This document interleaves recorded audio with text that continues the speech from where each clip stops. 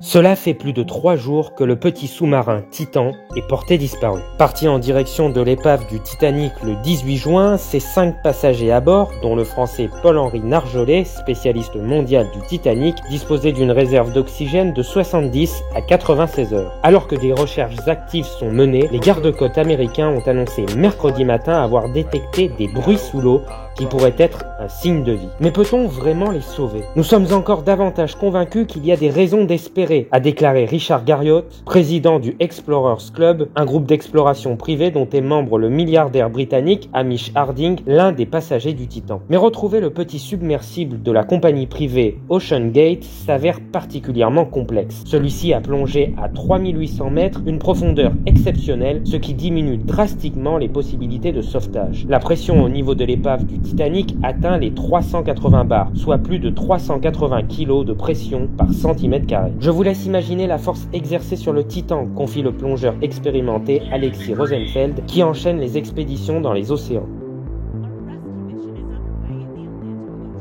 Il existe 3 hypothèses sur la situation de l'engin. Première option, le sous-marin a implosé car le moindre incident à une telle profondeur est fatal et l'équipage n'a aucune chance d'avoir survécu. Deuxième option, le sous-marin a été piégé dans l'épave du Titanic où il est coincé. Dernière option, il a peut-être tout simplement perdu le contact avec le navire escorte resté à la surface. Mais cette dernière hypothèse est peu probable car un sous-marin dispose de multiples moyens de communication. Selon une source à la Marine nationale, il y a 80% de chances qu'il soit au sol et 20% à la surface sans possibilité de prendre un quelconque contact. S'il est descendu au fond de la mer et ne peut pas remonter par ses propres moyens, les options sont très limitées. Très peu de navires peuvent aller aussi loin et certainement pas des plongeurs.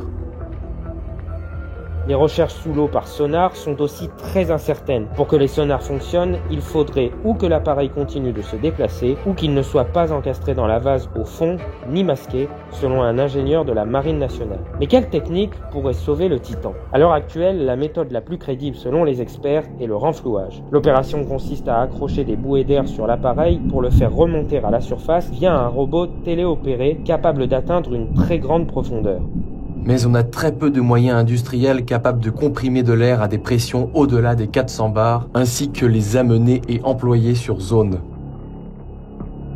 Le moyen de sauvetage le plus complet à ce jour reste le dispositif NSRS, le NATO Submarine Rescue System de l'OTAN. Mis en place après la catastrophe du Kursk en 2000, il est opérationnel jusqu'à 600 mètres de profondeur. Un sous-marin, préparé par un robot d'intervention téléopéré, rejoint l'appareil en détresse. Il arrime son propre sas au sas de sauvetage du sous-marin, puis remonte à la surface. Mais l'emploi du NSRS s'avère impossible pour le Titan en raison du délai de mise en œuvre. Les solutions existent, mais la question est plutôt de savoir quel dispositif, y compris militaire, serait-on prêt à mettre en œuvre pour un groupe de touristes.